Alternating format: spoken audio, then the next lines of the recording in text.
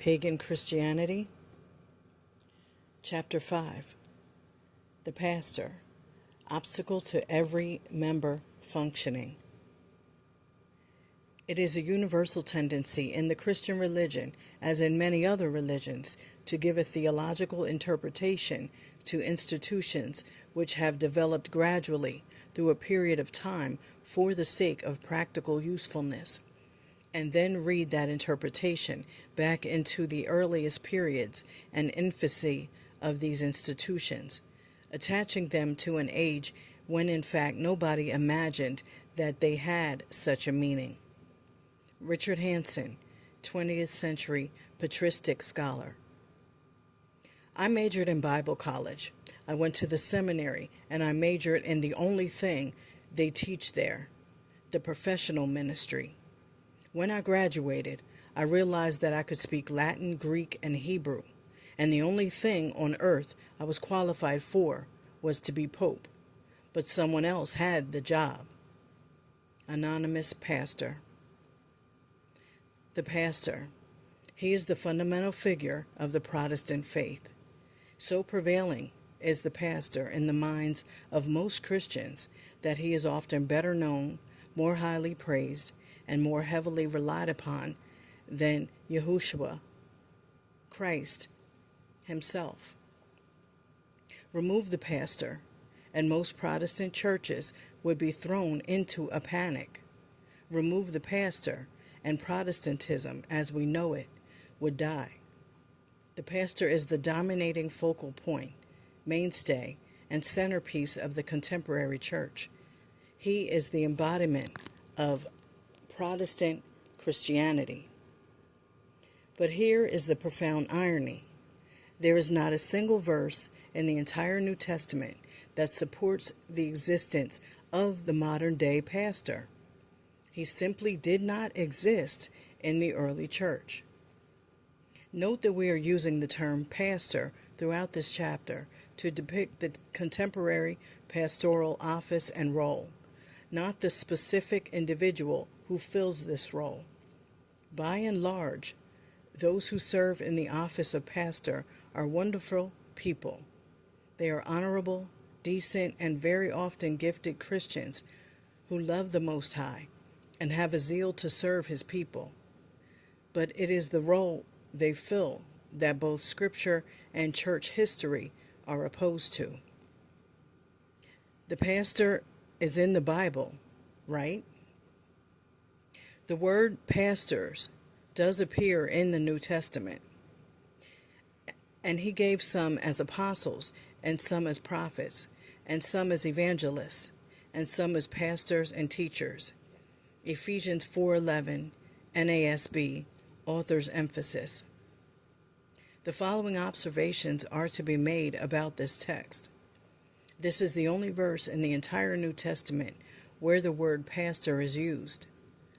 One solitary verse is a mighty scanty piece of evidence on which to hang the Protestant faith. In this regard, there seems to be more biblical authority for snake handling.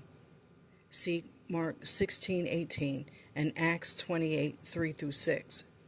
Than there is for the present-day pastor. Roman Catholics have made the same error with the word priest. You can find the word priest used in the New Testament 3 times. In every case, it refers to all Christians. The word is used in the plural. It is pastors. This is significant, for whoever these pastors are, they are plural in the church, not singular. Consequently, there is no biblical support for the practice of sola pastora, single pastor. The Greek word translated as pastors is poimenos. It means shepherds. Pastor is the Latin word for shepherd. Pastor, then, is a metaphor to describe a particular function in the church. It is not an office or a title. A first-century shepherd had nothing to do with the specialized and professional sense it has come to have in contemporary Christianity. Therefore, Ephesians 4:11 does not envision a pastoral office, but merely one of many functions in the church. Shepherds are those who naturally provide nurture and care for the Most High sheep. It is a profound error, therefore, to confuse shepherds with an office or title, as is commonly conceived today. At best, Ephesians 4:11 is oblique. It offers absolutely no definition or description of who pastors are. It simply mentions them. Regrettably, we have filled this word with our own Western concept of what a pastor is.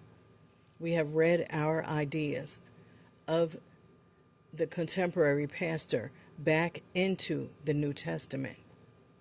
Never would any first-century Christian have conceived of the contemporary pastoral office. Richard Hanson observes, "For us the words bishops, presbyters, and deacons are stored with the associations of nearly 2,000 years.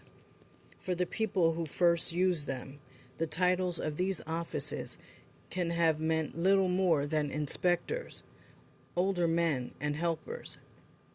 It was when unsuitable theological significance began to be attached to them that the distortion of the concept of Christian ministry began. First-century shepherds were the local elders, presbyters, and overseers of the church. Their function was at odds with the contemporary pastoral role. Where did the pastor come from? If contemporary pastors were absent from the early church, where did they come from? And how did they rise to such a prominent position in the Christian faith? The roots of this tale are tangled and complex, and they reach as far back as the fall of man.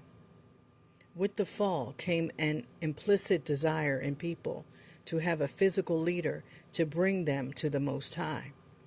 For this reason, human societies throughout history have consistently created a special caste of revered religious leaders. The medicine man, the shaman, the Raphidist, the miracle worker, the witch doctor, the soothsayer, the wise man, and the priest have all been with us since Adam's blunder. And this person is always marked by special training, special garb, a special vocabulary, and a special way of life. We can see this instinct rear its ugly head in the history of ancient Yasharal, Israel. It made its first appearance during the time of Moses. Two servants of the Most High, Eldad and Medad, received the Most High's Spirit and began to prophesy. In hasty response, a young zealot urged Moses to restrain them. Numbers 11:26 through 28, NASB. Moses reproved the young suppressor, saying he wished all of the Most High's people could prophesy. Moses had set himself against a clerical spirit that had tried to control the Most High's people. We see it again when Moses ascended Mount Horeb. The people wanted Moses to be a physical mediator between them and the Most High because they feared a personal relationship with the Almighty. Exodus 20:19. This fallen instinct made another appearance during the time of Samuel. The Most High wanted his people to live under his direct leadership, but Israel clamored for a human king instead. 1 Samuel 8:19. The seeds of the contemporary pastor can even be detected in the New Testament era. Diotrephes, who loved to have the preeminence in the church, illegitimately took control of its affairs. 3 John 9 and 10. In addition, some scholars have suggested that the doctrine of the Nicolaitans that Yahushua condemns in Revelation 2:6 is a reference to the rise of an early clergy. Alongside humanity's fallen quest for a human spiritual mediator is the obsession with the hierarchical form of leadership. All ancient cultures were hierarchical in their social structures to one degree or another. Regrettably, the post-apostolic Christians adopted and adapted these structures into their church life, as we shall see. The birth of one bishop rule. Up until the 2nd century, the church had no official leadership. That it had leaders is without dispute, but leadership was unofficial in the sense that there were no religious offices or sociological slots to fill. New Testament scholarship makes this abundantly clear. In this regard, the first-century churches were an oddity indeed. They were religious groups without priests, temple, or sacrifice.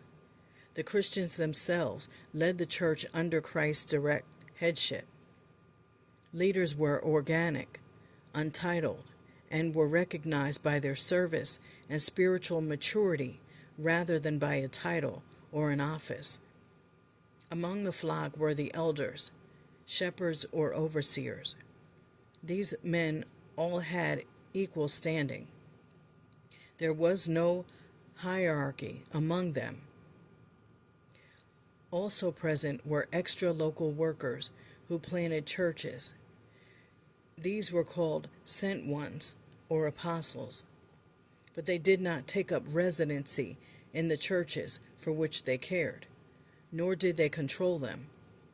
The vocabulary of New Testament leadership allows no pyramidal structures. It is rather a language of horizontal relationships that includes exemplary action. Church leadership began to formalize at about the time of the death of the itinerant apostolic workers, church planners. In the late 1st and early 2nd centuries, local presbyters began to emerge as the resident successors to the unique leadership role played by the apostolic workers. This gave rise to a single leading figure in each church. Without the influence of the extra local workers who had been mentored by the New Testament apostles, the church began to drift toward the organizational patterns of her surrounding culture. Ignatius of Antioch, 35 to 107, was instrumental in this shift. He was the first figure in church history to take a step down the slippery slope toward a single leader in the church. We can trace the origin of the contemporary pastor and church hierarchy to him. Ignatius elevated one of the elders in each church above all others. The elevated elder was now called the bishop. All the responsibilities that belonged to the college of elders were exercised by the bishop. In AD 107, Ignatius wrote a series of letters when on his way to be martyred in Rome. 6 out of 7 of these letters strike the same chord. They exalt the authority and importance of the bishop's office. According to Ignatius, the bishop had ultimate power and should be obeyed absolutely. Consider the following excerpts from his letters. Plainly, therefore, we ought to regard the bishop as the Lord himself. All of you follow the bishop as Yahushua, Christ, follows the Father. Wherever the bishop shall appear, there will the people be, even as where Yahushua may be. It is not lawful apart from the bishop either to baptize or to hold a love feast, but whatever he shall approve, this is well pleasing also to the Most High. It is good to recognize the Most High and the bishop. He that honors the bishop is honored of the Most High. Do nothing without the bishop. Therefore, as the Most High did nothing without the Father, therefore, as Yahushua, the Master, did nothing without the Father, being united with him, either by himself or by the apostles, so neither do you anything without the bishop and the presbyters. You should look on your bishop as a type of the Father. For Ignatius, the bishop stood in the place of the Most High, while the presbyters or elders stood in the place of the 12 apostles. It fell to the bishop alone to celebrate the Lord's Supper, conduct baptisms, give counsel, discipline church members, approve marriages, and preach sermons. The elders sat with the bishop at the Lord's Supper, but it was the bishop who presided over it. He took charge of leading public prayers and ministry. Only in the most extreme cases could a layman take the Lord's Supper without the bishop present. For the bishop, said Ignatius, must preside over the elements and distribute them. In Ignatius's mind, the bishop was the remedy for dispelling false doctrine and establishing church unity. Ignatius believed that if the church would survive the onslaught of heresy, it had to develop a rigid power structure patterned after the centralized political structure of Rome. Single bishop rule would rescue the church from heresy and internal strife.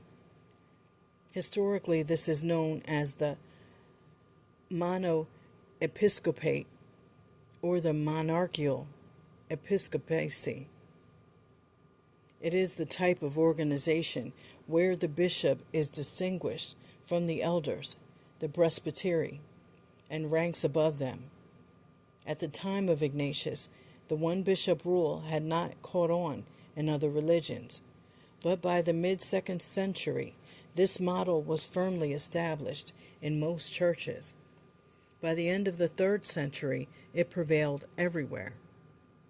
The bishop eventually became the main administrator and distributor of the church's wealth. He was the man responsible for teaching the faith and knowing what Christianity was all about. The congregation, once active, was now rendered passive.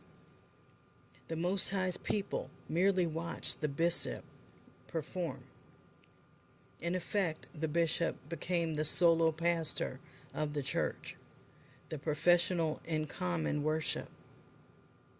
He was seen as the spokesperson and head of the congregation and the one who controlled all church activities. In short, he was the forerunner of the contemporary pastor. From presbyter to priest, Clement of Rome, who died in about 100, was the first Christian writer to make a distinction in status between Christian leaders and non-leaders. He was the first to use the word laity to distinguish them from the ministers. Clement argued that the Old Testament order of priests should find fulfillment in the Christian church. Tertullian was the first writer to use the word clergy to refer to a separate class of Christians. Both Tertullian and Clement popularized the word clergy in their writings. The New Testament, on the other hand, never uses the term clergy and laity and does not support the concept that there are those who do ministry, clergy, and those to whom ministry is done, laity. Thus, what we have in Tertullian and Clement is a clear break from the New Testament Christian mindset where all believers shared the same status. By the mid-3rd century, the authority of the bishop had hardened into a fixed office. Then Cyprian of Carthage appeared, furthering the impact. Cyprian was a former pagan orator and teacher of rhetoric. When he became a Christian, he began to write prolifically, but Cyprian never abandoned some of his pagan ideas. Due to Cyprian's influence, the door was open to resurrect the Old Testament economy of priests, temples, altars, and sacrifices. Bishops began to be called priests, a custom that became common by the 3rd century. They were also called pastors on occasion. In the 3rd century, every church had its own bishop. At this time, bishops were essentially heads over local churches. They were not diocesan superintendents as they are today in Roman Catholicism. And bishops and presbyters together started to be called the clergy. The origin of the unbiblical doctrine of covering can be laid at the feet of Cyprian also. Cyprian taught that the bishop has no superior but the Most High. He was accountable to him alone. Anyone who separated himself from the bishop separated himself from the Most High. Cyprian also taught that a portion of the master's flock was assigned to each individual shepherd, bishop. After the Council of Nicaea 325, bishops began to delegate the responsibility of the Lord's Supper to the presbyters. Presbyters were little more than deputies of the bishop, exercising his authority in his churches. Because the presbyters were the ones administering the Lord's Supper, they began to be called priests.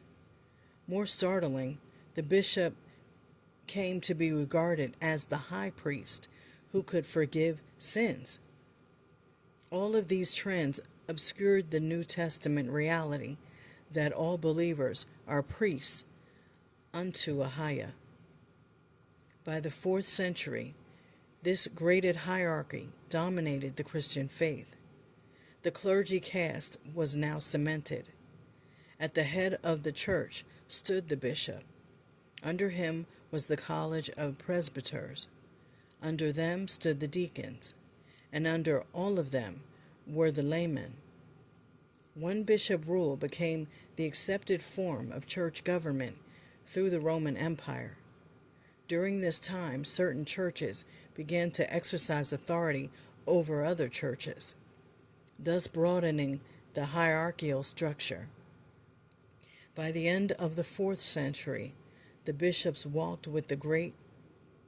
As noted in chapter 2, Constantine was the first to give them tremendous privileges. They became involved in politics, which separated them further from the presbyters. In his attempt to strengthen the bishop's office, Cyprian argued for an unbroken succession of bishops that traced back to Peter. This idea is known as apostolic succession. Through his writings, Cyprian employed the official language of the Old Testament priesthood to justify this practice. Like Tertullian, 160 to 225, and Hippolytus, 170 to 236. Before him, Cyprian used the term sacerdotes to describe the presbyters and bishops, but he went a step further. The non-New Testament concept of sacerdotalism, the belief that there exists a divinely appointed person to mediate between the Most High and the people, originated with Cyprian. He argued that because the Christian clergy were priests who offer the holy sacrifice, the Eucharist, they were sacrosanct, holy themselves. We can also credit Cyprian with the notion that when the priest offered the Eucharist, he was actually offering up the death of Christ on behalf of the congregation. To Cyprian's mind, the body and blood of Christ are once again sacrificed through the Eucharist. Consequently, it is in Cyprian that we find the seeds of the medieval Catholic Mass. This idea widened the wedge between clergy and laity. It also created an unhealthy dependence of the laity upon the clergy. The role of the priest. Until the Middle Ages, the presbyters, now commonly called priests, played second fiddle to the bishops. But during the Middle Ages, there was a shift. The presbyters began to represent the priesthood, while the bishops were occupied with political duties. The parish, local priests became more central to the life of the church than the bishop. The priest now stood in the Most High's place and controlled the sacraments. As Latin became the common language in the mid-4th century, the priest would invoke the words hoc est corpus meum. These Latin words mean, "This is my body." With these words, the priest became the overseer of the mysterious happenings that were believed to have occurred during the Catholic Mass. Ambrose of Milan can be credited for the idea that the mere utterance of hoc est corpus meum supernaturally converted bread and wine into the master's physical body and blood. Some scholars say that the stage magic phrase hocus pocus comes from hoc est corpus meum. According to Ambrose, the priest was endowed with special powers to call the Most High down out of heaven into bread. Because of this sacramental function, the word presbyteros came to mean sacerdos, priest. Consequently, when the Latin word presbyter was taken into English, it had the meaning of priest rather than elder. Thus, in the Roman Catholic Church, priest was the widely used term to refer to the local presbyter. The influence of Greco-Roman culture. The Greco-Roman culture that surrounded the early Christians reinforced the graded hierarchy that was slowly infiltrating the church. Greco-Roman culture was hierarchical by nature. This influence seeped into the church when new converts brought their cultural baggage into the believing community. Human hierarchy and official ministry institutionalized the church of Yahushua Christ. By the 4th century, these elements hardened the arteries of the once living, breathing ecclesia of Ahia, within which ministry was functional, spirit-led, organic, and shared by all believers. By the 5th century, the concept of the priesthood of all believers had completely disappeared from Christian practice. Access to the Most High was now controlled by the clergy caste. Clerical celibacy began to be enforced. Infrequent communion became a regular habit of the so-called laity. The church building was now veiled with incense and smoke. Clergy prayers were said in secret, and the small but profoundly significant screen that separated clergy from laity had been introduced. The role of the bishop was also changing, elevating him from serving as the head of a local church to becoming the representative of everybody in a given area. Bishops ruled over the churches just as Roman governors ruled over their provinces. Eventually, the Bishop of Rome was given the most authority of all, and his position finally evolved into the office of the Pope. Constantine and Roman hierarchy. The hierarchical leadership structure first emerged in ancient Egypt, Babylon, and Persia. It was later carried over into the Greek and Roman culture, where it was perfected. Historian D.C. Truman writes, "The Persians made two outstanding contributions to the ancient world: the organization of their empire and their religion. Both of these contributions have had considerable influence on our Western world. The system of imperial administration was inherited by Alexander the Great, adopted by the Roman Empire, and eventually bequeathed to modern Europe. The social world into which Christianity spread was governed by a single ruler, the emperor. Soon after Constantine took the throne in early 4th century, the church became a full-fledged, top-down, hierarchically organized society." Edwin Hatch writes, "For the most part, the Christian churches associated themselves together upon the lines of the Roman Empire. This not only applied to the graded hierarchy it adopted into its leadership structure, but also to the way the church divided itself up into gradations of dioceses, provinces, and municipalities, all controlled by a top-down leadership system.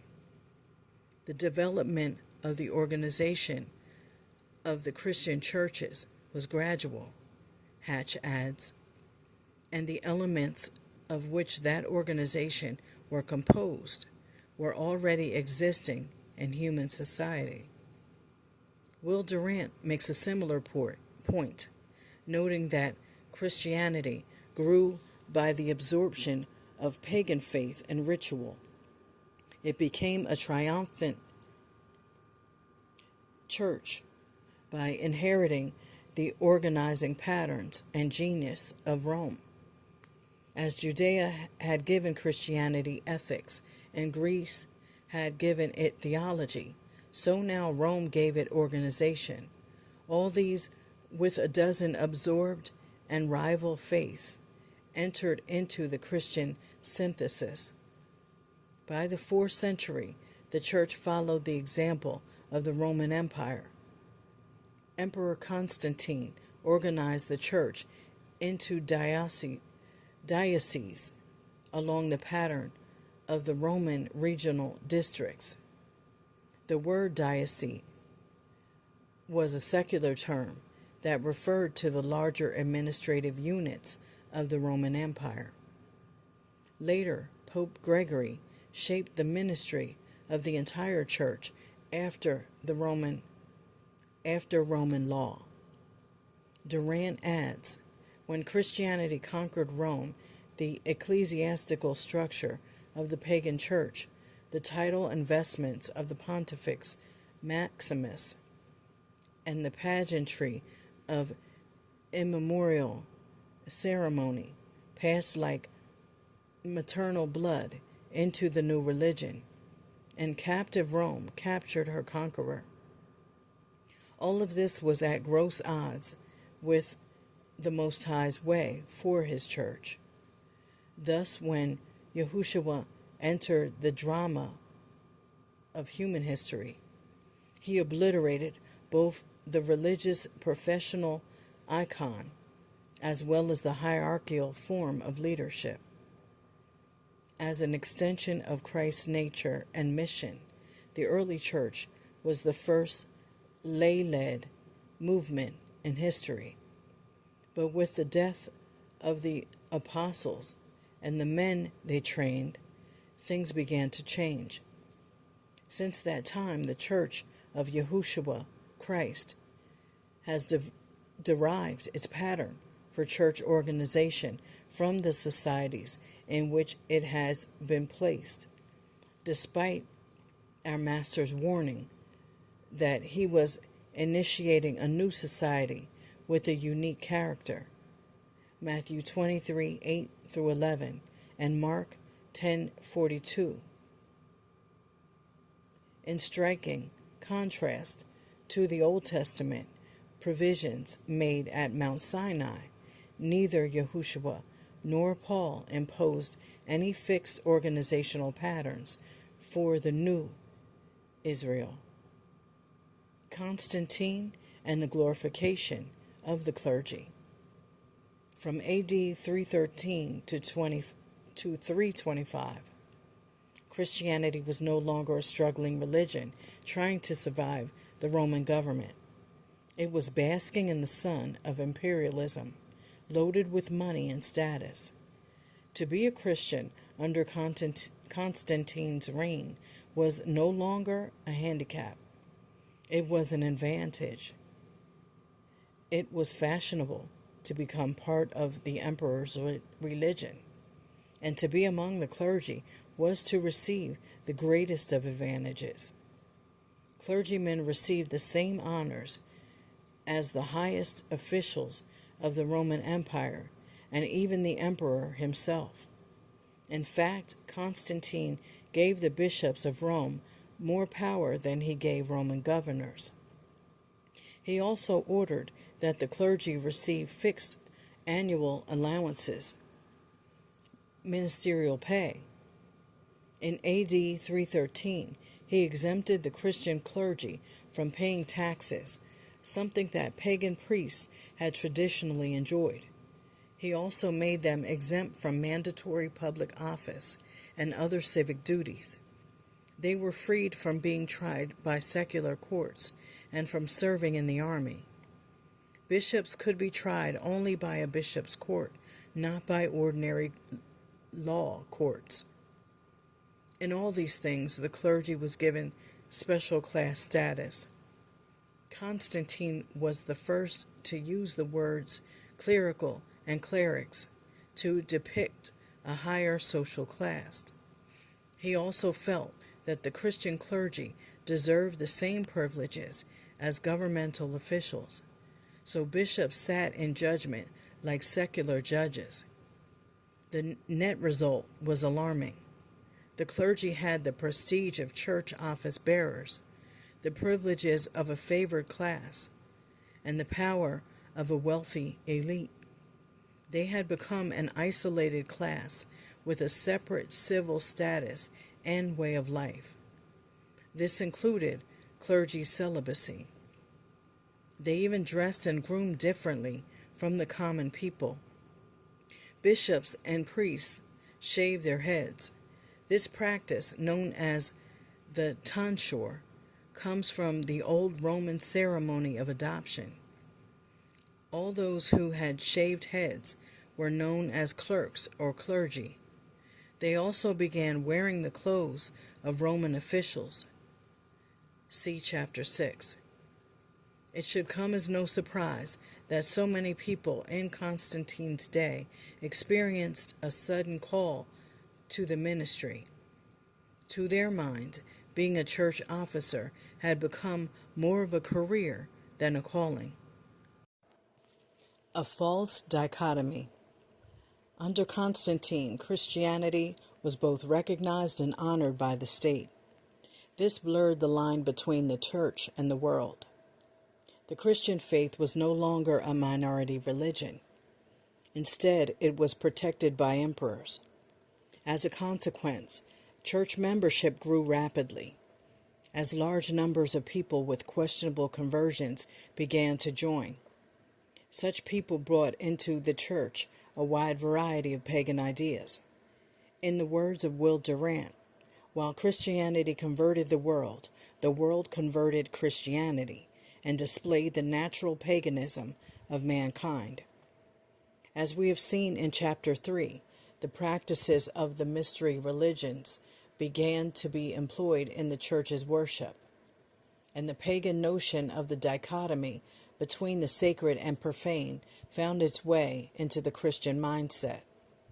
It can be rightfully said that the clergy/laity class distinction grew out of this very dichotomy.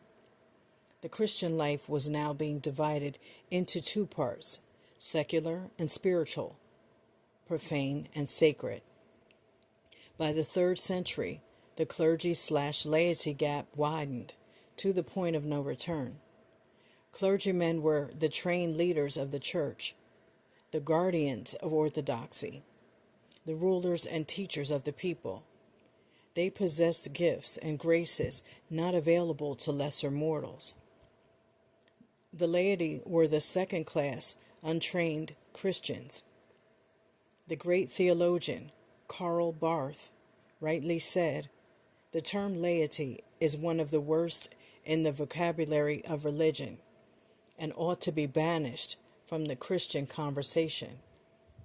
This false dichotomy led to the profoundly mistaken idea that there are sacred professions, a call to the ministry, and ordinary professionals, a call to a worldly vocation. Historian Philip Schaff rightly describes these factors as creating the secularization of the church, where the pure stream of Christianity had become polluted. Take note that this mistaken dichotomy still lives in the minds of many believers today, but the concept is pagan, not Christian. It ruptures the New Testament reality that everyday life is sanctified by Alua. Along with these mindset changes came a new vocabulary. Christians began to adopt the vocabulary of the pagan cults. The title pontifex, pontiff, a pagan title, became a common term for Christian clergy in the 4th century. So did Master of Ceremonies and Grand Master of the Lodge. All of this reinforced the mystique of the clergy as the custodians of the mysteries of Alua. In short, by the end of the 4th century on into the 5th, the clergy had become a sacerdotal caste, a spiritually elite group of holy men. This leads us to the thorny subject of ordination, the fallacy of ordination. In the 4th century, theology and ministry were the exclusive domain of the priests. Work and war were the domain of the laity. What was the rite of passage into the sacred realm of the priest? Ordination. Before we examine the historical roots of ordination, let's look at how leadership was recognized in the early church. After beginning a church, the apostolic workers, church planners of the 1st century would revisit that body after a period of time. In some of those churches, the workers would publicly acknowledge elders. In every case, the elders were already in place before they were publicly endorsed. Elders naturally emerged in a church through the process of time. They were not appointed to an external office. Instead, they were recognized by virtue of their seniority and spiritual service to the church. According to the New Testament, recognition of certain gifted members is something that is instinctive and organic. Every believer has the discernment to recognize those within his or her church who are gifted to carry out various ministries. Strikingly, only 3 passages in the New Testament tell us that elders were publicly recognized. Elders were acknowledged in the churches in Galatia, Acts 14:23. Paul had Timothy acknowledge elders in Ephesus, 1 Timothy 3:1. He also told Titus to recognize them in the churches in Crete, Titus 1:5. The word ordain, KJV, in these passages does not mean to place into office. It rather carries the idea of endorsing, affirming, and showing forth what has already been happening. It also conveys the thought of blessing. Public recognition of elders and other ministries was typically accompanied by the laying on of hands by apostolic workers. In the case of workers being sent out, this was done by the church or the elders. In the first century, the laying on of hands merely meant the endorsement or affirmation of a function, not the installment into an office or the giving of special status. Regrettably, it came to mean the latter in the late 2nd and early 3rd centuries. During the 3rd century, ordination took on an entirely different meaning. It was a formalized Christian rite. By the 4th century, the ceremony of ordination was embellished by symbolic garments and solemn ritual. Ordination produced an ecclesiastical caste that usurped the believing priesthood. From where did Christians get their pattern of ordination? They patterned their ordination ceremony after the Roman custom of appointing men to civil office. The entire process, down to the very words, came straight from the Roman civic world. By the 4th century, the terms used for appointment to Roman office and for Christian ordination became synonymous. When Constantine made Christianity the religion of choice, church leadership structures were buttressed by political sanction. The forms of the Old Testament priesthood were combined with Greek hierarchy. Sadly, the church was secure in this new form, just as it is today. Soon ordination was viewed as a right that resulted in an irrevocable position. Augustine taught that ordination confers a definite, irremovable imprint on the priest that empowers him to fulfill his priestly functions. Christian ordination then came to be understood as that which constitutes the essential difference between clergy and laity. By it, the clergy were empowered to administer the sacraments. It was believed that the priest who performs the divine service should be the most perfect and holy of all Christians. Gregory of Nazianzus, 329 to 389, and Chrysostom had such a high view of those occupying the priesthood that danger loomed for the clergy if they failed to live up to the holiness of their service.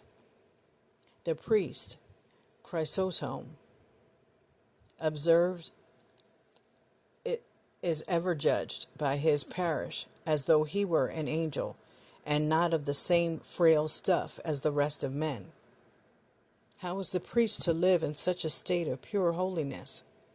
How was he to be worthy to serve in the choir of angels? The answer was ordination. By ordination, the stream of divine graces flowed into the priest, making him a fit vessel for a highest use. This idea, also known as sacerdotal endowment, first appears in the writings of Gregory of Nyssa, 330 to 395. Gregory argued that ordination makes the priest invisibly but actually a different, better man, raising him high above the laity. The same power of the word, writes Gregory, makes the priest venerable and honorable, separated. While but yesterday he was one of the mass, one of the people, he is suddenly rendered a guide, a president, a teacher of righteousness, an instructor in hidden mysteries. Listen to the words of one 4th century document. The bishop, he is the minister of the word, the keeper of knowledge, the mediator between Ahia and you in several parts of your divine worship. He is your ruler and governor. He is next after Elua, your earthly Elua, who has a right to be honored by you. Priests came to be identified as the vicars of Elua on the earth. To further show the priests' distinction from other people, both their lifestyle and dress were different from that of laymen. Regrettably, this concept of ordination has never left the Christian faith. It is alive and well in contemporary Christianity. In fact, if you are wondering why and how the present-day pastor got to be so exalted as the holy man of God, these are the roots. Edward Schweitzer, in his classic work, Church Order in the New Testament, argues that Paul knew nothing about an ordination that confers ministerial or clerical powers to a Christian.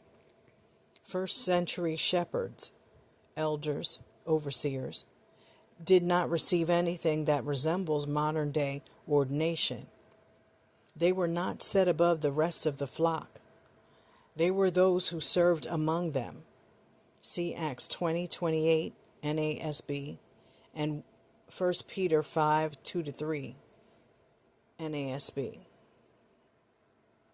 First century elders were merely endorsed publicly by traveling apostolic workers as being those who cared for the church.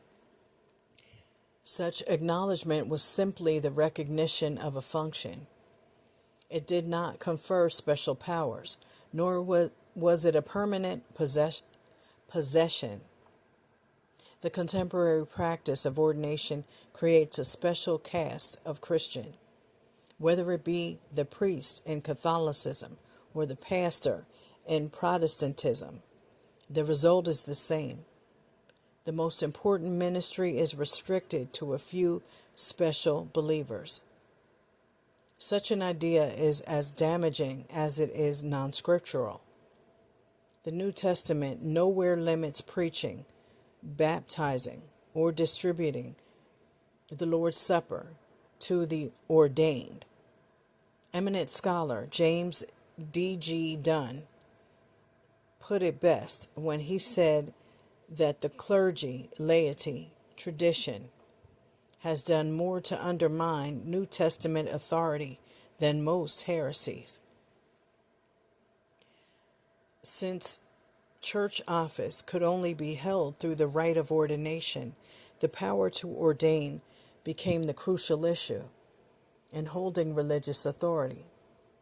The biblical context was lost, and proof texting methods were used to justify the clergy/laity hierarchy. Perhaps the best known example is the early Catholics' use of Matthew 16 to justify the creation of a papal system and the doctrine of apostolic succession. The result, ordinary believers, generally uneducated and ignorant, were at the mercy of a professional clergy. The Reformation. The reformers of the 16th century brought the Catholic priesthood sharply into question. They tacked the idea that the priest had special powers to convert wine into blood. They rejected apostolic succession. They encouraged clergy to marry. They revised the liturgy to give the congregation more participation. They also abolished the office of the bishop and reduced the priest back to a presbyter. Unfortunately, however, the reformers carried the Roman Catholic clergy/laity distinction straight into the Protestant movement. They also kept the Catholic idea of ordination. Although they abolished the office of the bishop, they resurrected the one bishop rule, clothing it in new garb. The rallying cry of the Reformation was the restoration of the priesthood of all believers. However, this restoration was only partial. Luther, Calvin, Zwingli also affirmed the believing priesthood with respect to one's individual relationship to a higher. They rightly taught that every Christian has direct access to Eloah without the need of a human mediator. This was a wonderful restoration, but it was one-sided. What the reformers failed to do was to recover the corporate dimension of the believing priesthood. They restored the doctrine of the believing priesthood soteriologically, i.e., as it related to salvation, but they failed to restore it ecclesiologically, i.e., as it related to the church. In other words, the reformers only recovered the priesthood of the believer, singular. They reminded us that every Christian has individual and immediate access to Eloah. As wonderful as that is, they did not recover the priesthood of all believers, collective plural. This is the blessed truth that every Christian is part of a clan that shares Elohah's word with one another. It was the Anabaptists who recovered this practice. Regrettably, this recovery was one of the reasons why Protestant and Catholic swords were red with Anabaptist blood. While the reformers opposed the Pope and his religious hierarchy, they still held to the narrow view of ministry that they inherited. They believed that ministry was an institution that was closeted among the few who were called and ordained. Thus, the reformers still affirmed the clergy-laity split. Only in their rhetoric did they state that all believers were priests and ministers. In their practice, they denied it. So after the smoke cleared from the Reformation, we ended up with the same thing that the Catholics gave us, a selective priesthood. Luther held to the idea that those who preach needed to be specially trained. Like the Catholics, the Reformers believed that only the ordained minister could preach, baptize, and administer the Lord's Supper. As a result, ordination gave the minister a special aura of divine favor that could not be questioned. Tragically, Luther and the other reformers violently denounced the Anabaptists for practicing every member functioning in the church. The Anabaptists believed it was every Christian's right to stand up and speak in a meeting. It was not solely the domain of the clergy. Luther was so opposed to this practice that he said it came from the pit of hell, and those who were guilty of it should be put to death. In short, the reformers retained the idea that ordination was the key to having power in the church. It was the ordained minister's duty to convey Elohah's revelation to his people, and he was paid for this role. Like the Catholic priest, the Reformed minister was viewed by the church as the man of Eluah, the paid mediator between Eluah and his people. He was not a mediator to forgive sins, but a mediator to communicate the divine will. So in Protestantism, an old problem took on a new form. The jargon changed, but the error remained. In the 17th century, Puritan writers John Owen, 1616 to 1683, and Thomas Goodwin, 1600 to 1680, like Luther and Calvin, viewed the pastorate as a permanent fixture in Ahiah's house. Owen and Goodwin led the Puritans to focus all authority into the pastoral role. To their minds, the pastor is given the power of the keys. He alone is ordained to preach, administer the sacraments, read scripture publicly, and be trained in the original biblical languages, as well as logic and philosophy. Both the Reformers and the Puritans held the idea that Eluah's ministers must be competent professionals. Therefore, pastors had to undergo extensive academic training to fulfill their office. From priest to pastor. John Calvin did not like using the word priest to refer to ministers. He preferred the term pastor. In Calvin's mind, pastor was the highest word one could use for ministry.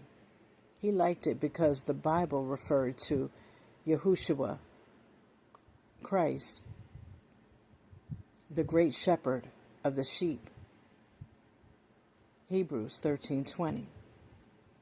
Ironically, Calvin believed that he was restoring the New Testament bishop, episkopos, in the person of the pastor.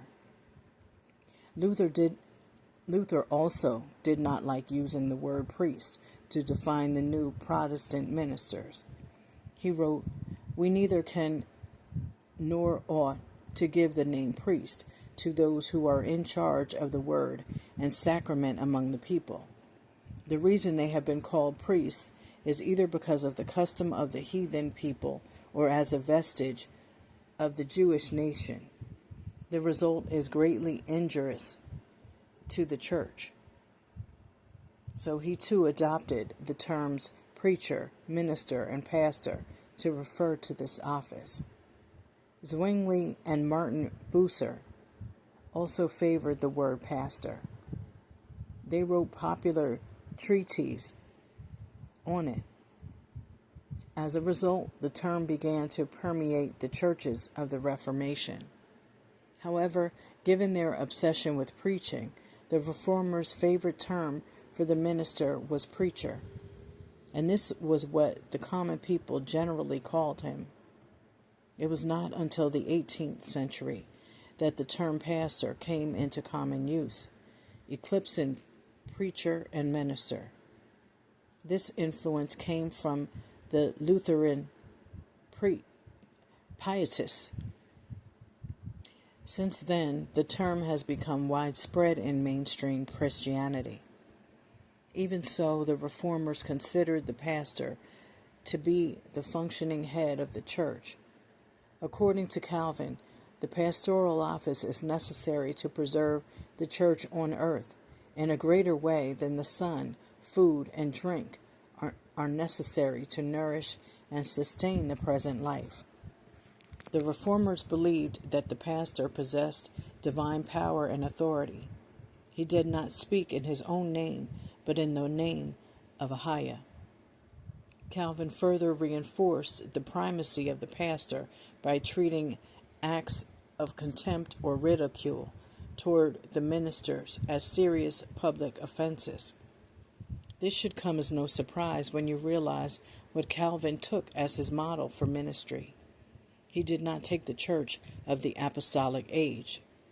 Instead, he took as his pattern the one-bishop rule of the 2nd century. This was true for the other reformers as well. The irony here is that John Calvin bemoaned the Catholic the Roman Catholic Church because it built its practices on human inventions rather than on the Bible. But Calvin did the same thing. In this regard, Protestants are just as guilty as Catholics. Both denominations base their practices on human tradition. Calvin taught that the preaching of the word of UTEriKiYah and the proper administration of the sacraments are the marks of a true church. To his mind, preaching, baptism, and the Eucharist were to be carried out by the pastor, not the congregation. For all the reformers, the primary function of a minister was preaching. The preeminent place of preaching is best reflected in Luther's German Mass, which included 3 services on Sunday. At 5 or 6 a.m., a sermon was given on the epistle of the day. At the main service at 8 or 9 a.m., the minister preached on the good news of the day. The sermon at the Vesper service in the afternoon was based on the Old Testament. Like Calvin, Luther also made the pastor a separate and exalted office. While he argued that the keys of the kingdom belonged to all believers, Luther confined their use to those who held offices in the church. "We are all priests," said Luther, "insofar as we are Christians, but those whom we call priests are ministers selected from our midst to act in our name, and their priesthood is our ministry." This was sacerdotalism, pure and simple. Luther broke from the Catholic camp in that he rejected a sacrificing priesthood, but in its place he believed that the sharing of UTEriKiYah's word belonged to a special order. The following are characteristic statements made by Luther in his exaltation of the pastor. UTEriKiYah speaks through the preacher. A Christian preacher is a minister of UTEriKiYah who is set apart. Yea, he is an angel of UTEriKiYah, a very bishop sent by UTEriKiYah, a savior of many people, a king and prince in the kingdom of Christ. There is nothing more precious or nobler in the earth and in this life than a true, faithful parson or preacher. Said Luther, "We should not permit our pastor to speak Christ's words by himself as though he were speaking them for his own person. Rather, he is the mouth of all of us, and we all speak them with him in our hearts. It is a wonderful thing that the mouth of every pastor is the mouth of Christ. Therefore you ought to listen to the pastor, not as a man, but as UTEriKiYah." You can hear the echoes of Ignatius ringing through these words. Such ideas reveal a flawed view of the church. Luther felt the church was primarily a preaching station. The Christian congregation said Luther never should assemble unless UTEriKiYah's word is preached and prayer is made, for no matter for how brief a time this may be. Luther believed that the church is simply a gathering of people who listen to preaching. For this reason, he called the church building a Mundhaus, which means a mouth house. He also made this alarming statement: "The ears are the only organs of a Christian. These are the roots of Protestantism." The cure of souls. Calvin, Luther, and Bucer believed that the 2 key functions of the pastor were the proclamation of the word, preaching, and the celebration of the Eucharist, communion. But Calvin and Bucer added a third element. They emphasized that the pastor had a duty to provide care and healing to the congregation. This is known as the cure of souls. Bucer wrote the preeminent book on this subject, entitled True cure of the souls in 1538. The origin of cure of souls goes back to the 4th and 5th centuries. We find it in the teaching of Gregory of Nazianzus.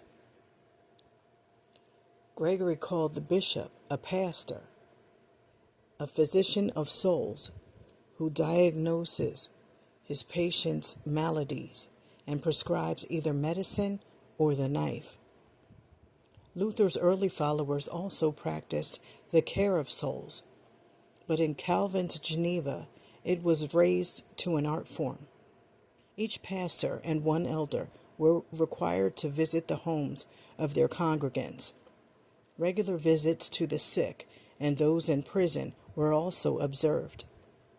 For Calvin and Bucer, the pastor was not merely a preacher and a dispenser of the sacraments. He was the cure of souls, or the curate. His task was to bring healing, cure, and compassion to Alua's hurting people. This idea lives on in the Protestant world today. It is readily seen in the contemporary concepts of pastoral care, pastoral counseling, and Christian psychology. In the present-day church, the burden of such care typically falls on the shoulders of one man, the pastor. In the 1st century, it fell on the shoulders of the entire church and upon a group of seasoned men called elders. The pastor-driven church. In short, the Protestant Reformation struck a blow to Roman Catholic sacerdotalism. It was not a fatal blow, however, but merely a semantic change. The Reformers retained the one-bishop rule. The pastor now played the role of the bishop. The bishop-driven church evolved into the pastor-driven church. The pastor came to be regarded as the local head of a church, the leading elder. As one writer put it, in Protestantism, the preachers tend to be the spokesmen and representatives of the church, and the church is often the preacher's church. This is a great danger and threat to the Christian religion, not unrelated to clericalism. In their rhetoric, the Reformers decried the clergy-laity split, but in their practice, they fully retained it. As Kevin Giles says, differences between Catholic and Protestant clergy were blurred in practice and theology. In both kinds of churches, the clergy were a class apart. In both, their special status was based on divine initiatives, mediated in different ways. And in both, certain duties were reserved to them. The long-standing post-biblical tradition of the one-bishop rule, now embodied in the pastor, prevails in the Protestant church today. Tremendous psychological factors make lay people feel that ministry is the responsibility of the pastor. It's his job. He's the expert, is often their thinking. The New Testament word for minister is diakonos. It means servant. But this word has been distorted because men have professionalized the ministry. We have taken the word minister and equated it with the pastor, with no scriptural justification whatsoever. In like manner, we have mistakenly equated preaching and ministry with the pulpit sermon, again without biblical justification. How the pastoral role damages body life. Now that we have unearthed the little-known roots of the contemporary pastor, let's shift our attention to the practical effects that a pastor has on the people of Ahia. The unscriptural clergy/laity distinction has done untold harm to the body of Christ. It has divided the believing community into first and second class Christians. The clergy/laity dichotomy perpetuates an awful falsehood, namely that some Christians are more privileged than others to serve UTEriKiYah. The one-man ministry is entirely foreign to the New Testament, yet we embrace it while it suffocates our functioning. We are living stones, not dead ones. However, the pastoral office has transformed us into stones that do not breathe. Permit us to get personal. We believe the pastoral office has stolen your right to function as a full member of Christ's body. It has distorted the reality of the body, making the pastor a giant mouth and transforming you into a tiny ear. It has rendered you a mute spectator who is proficient at taking sermon notes and passing an offering plate. But that is not all. The modern-day pastoral office has overthrown the main thrust of the letter to the Hebrews, the ending of the old priesthood. It has made ineffectual the teaching of 1 Corinthians 12 through 14, that every member has both the right and the privilege to minister in a church meeting.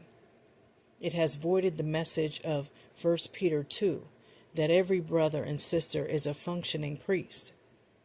Being a functioning priest does not mean that you may only perform highly restrictive forms of ministry, like singing songs in your pew, raising your hands during worship, setting up the PowerPoint presentation, or teaching a Sunday school class. That is not the New Testament idea of ministry. These are mere aids for the pastor's ministry. As one scholar put it, much Protestant worship up to the present day has also been infected by an overwhelming tendency to regard worship as the work of the pastor and perhaps the choir, with the majority of the laity having very little to do but sing a few hymns and listen in a prayerful and attentive way. We expect doctors and lawyers to serve us, not to train us to serve others. And why? Because they are the experts. They are trained professionals. Unfortunately, we look upon the pastor in the same way. All of this does violence to the fact that every believer is a priest, not only before UTEriKiYah, but to one another. But there is something more. The contemporary pastorate rivals the functional headship of Christ in his church. It illegitimately holds the unique place of centrality and headship among UTEriKiYah's people, a place that is reserved for only one person, the Master, Yahushua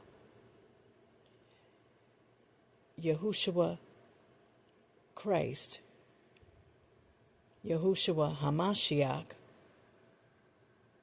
is the only head over a church and the final word to it.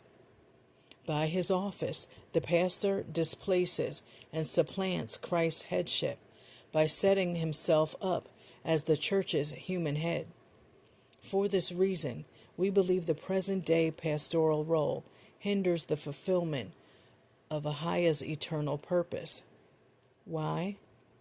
Because that purpose is centered on making Christ's headship visibly manifested in the church through the free, open, mutually participatory, every member functioning of the body. As long as the pastoral office is present in a particular church, that church will have a slim chance of witnessing such a glorious thing. How the pastor damages himself. The contemporary pastor not only does damage to UTEriKiYah's people, he does damage to himself. The pastoral office has a way of chewing up many who come within its parameters. Depression, burnout, stress, and emotional breakdown occur at abnormally high rates among pastors. At the time of this writing, there are reportedly more than 500,000 paid pastors serving churches in the United States. Among this massive number of religious professionals, consider the following statistics that testify to the lethal danger of the pastoral office. 94% feel pressured to have an ideal family. 90% work more than 46 hours a week. 81% say they have insufficient time with their spouses. 80% believe that pastoral ministry affects their family negatively. 70% do not have someone they consider a close friend. 70% have lower self-esteem than when they entered the ministry. 50% feel unable to meet the demands of the job. 80% are discouraged or deal with depression. More than 40% report that they are suffering from burnout, frantic schedules, and unrealistic expectations. 33% consider pastoral ministry an outright hazard to the family. 33% have seriously considered leaving their position in the past year. 40% of pastoral resignations are due to burnout. Most pastors are expected to juggle 16 major tasks at once, and many crumble under the pressure. For this reason, 1,400 ministers in all denominations across the United States are fired or forced to resign each month. Over the past 20 years, the average length of a pastorate has declined from 7 years to just over 4 years.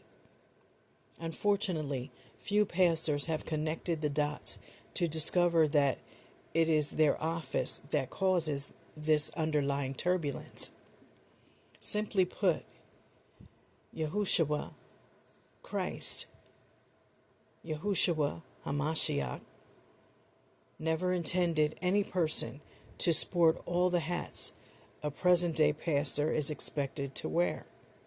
He never intended any one person to bear such a load. The demands of the pastorate are crushing. They will drain any mortal dry. Imagine for a moment that you were working for a company that paid you on the basis of how good you made people feel. What if your pay depended on how entertaining you were, how friendly you were, how popular your wife and children were, how well dressed you were, and how perfect your behavior was? Can you imagine the unmitigated stress this would cause you? Can you see how such pressure would force you into playing a pretentious role, all to keep your authority, your prestige, and your job security? For this reason, many pastors are resistant to receiving any kind of help. The pastoral profession dictates standards of conduct like any other profession, whether it be teacher, doctor, or lawyer. The profession dictates how pastors are to dress, speak, and act. This is one of the major reasons why many pastors live very artificial lives. In this regard, the pastoral role fosters dishonesty. Congregants expect their pastor to always be cheerful, completely spiritual, and available at a moment's call. They also expect that he will have a perfectly disciplined family. Furthermore, he should never appear resentful or bitter. Many pastors take to this role like actors in a Greek drama. Based on the scores of personal testimonies we have heard from erstwhile pastors, many, if not most, pastors cannot stay in their office without being corrupted on some level. The power politics endemic to the office is a huge problem that isolates many of them and poisons their relationship with others. In an insightful article to pastors entitled Preventing Clergy Burnout, the author suggests something startling. His advice to pastors gives us a clear peek into the power politics that goes with the pastorate. He implores pastors to fellowship with clergy of other denominations. These persons cannot harm you ecclesiastically because they are not of your official circle. There is no political string they can pull to undo you. Professional loneliness is another virus that runs high among pastors. The Lone Ranger plague drives some ministers into other careers. It drives others into crueler fates. All of these pathologies find their root in the history of the pastorate. It is lonely at the top because Ahiah never intended for anyone to be at the top except his son. In effect, the present-day pastor tries to shoulder the 58 New Testament one another exhortations all by himself. It is no wonder that many of them get crushed under the weight. Conclusion. The contemporary pastor is the most unquestioned fixture in 21st century Christianity, yet not a strand of Scripture supports the existence of this office. Rather, the present-day pastor was born out of the single bishop rule, first spawned by Ignatius and Cyprian. The bishop evolved into the local presbyter. In the Middle Ages, the presbyter grew into the Catholic priest. During the Reformation, he was transformed into the preacher, the minister, and finally the pastor, the person upon whom all of Protestantism hangs. To boil it down to one sentence, the Protestant pastor is nothing more than a slightly reformed Catholic priest. Again, we are speaking of the office and not the individual.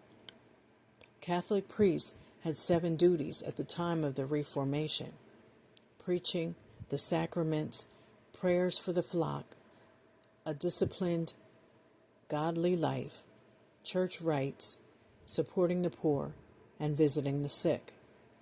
The Protestant pastor takes upon himself all of these responsibilities, plus he sometimes blesses civic events. The famed poet John Milton put it best when he said, "A new presbyter is but old priest writ large." In other words, the contemporary pastor is but an old priest written in larger letters. Delving deeper. 1. While you note that the early church received oversight from church planners who did not stay long-term in any one church, wasn't that largely because trained leaders were rare? A situation still true in many parts of the world even today, and had to be shared by a number of churches? No. Church planners deliberately left so that the church could function under the headship of Christ. If a church planner stays in a church, the members naturally look to him to lead. Every member functioning is hindered. This is still true today. The pattern throughout the entire New Testament is that church planner, apostolic workers, always left the church after they laid the foundation. For more details, see The Normal Christian Church Life by Watchman Nee. 2.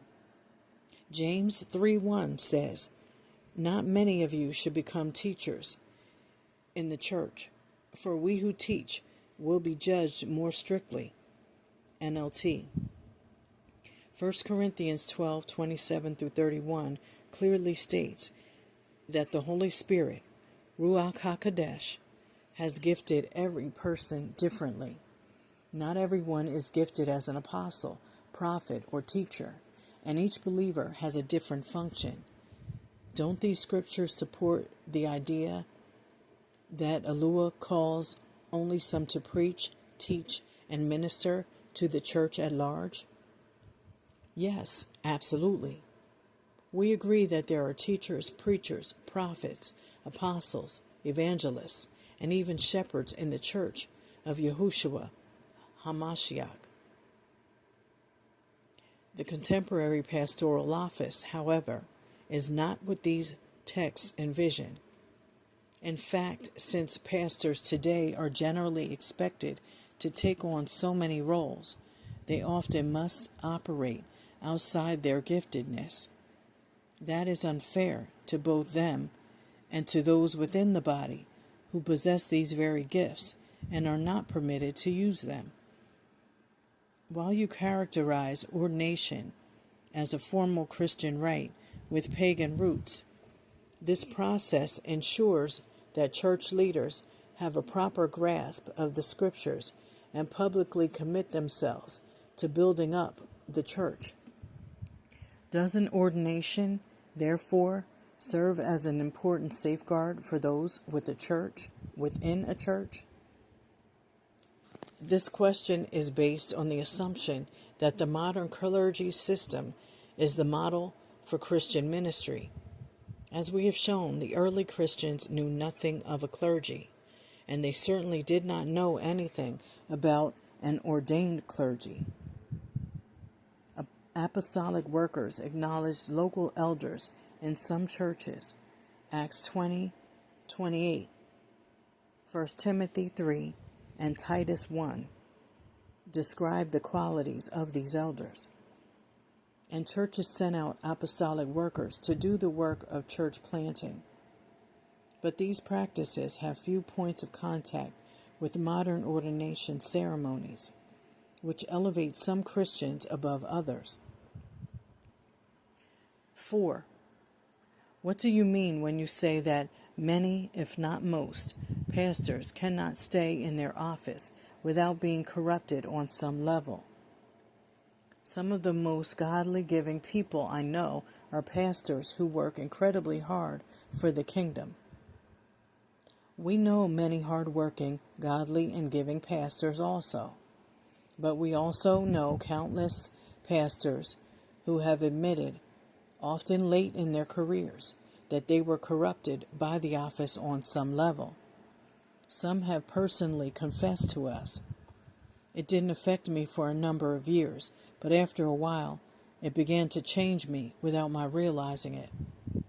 They explained how they became people pleasers, trying to play to their audience and maintain a particular image. This observation has nothing to do with the pastor's motives. It has to do with the powerful influence of an unbiblical system. All that aside, the real question is, should we support an office and a role that has no basis in the New Testament? If the modern pastoral office and role is an Yahuwah-inspired development, then we should support it. But if it is not, we should not be surprised to learn it has harmful effects on those who fill the role. 5. What would you say to pastors who read this chapter and feel that you are attacking them personally? It is not in our hearts to demean any pastor or minister. We believe that most of them are called of Ahia, love Ahia, and are servants to his people. See the beginning of chapter 5. Yet we understand that some pastors may feel attacked when reading this chapter. We suggest that in some cases that may be because their identity is so tied up with their position, which isn't surprising considering the leadership structure and system we have created and passed down through the years. Pastors who are secure in their office or role should not feel threatened as they read this book. We do not claim to be infallible in our conclusions. We simply ask that our readers be open to considering them.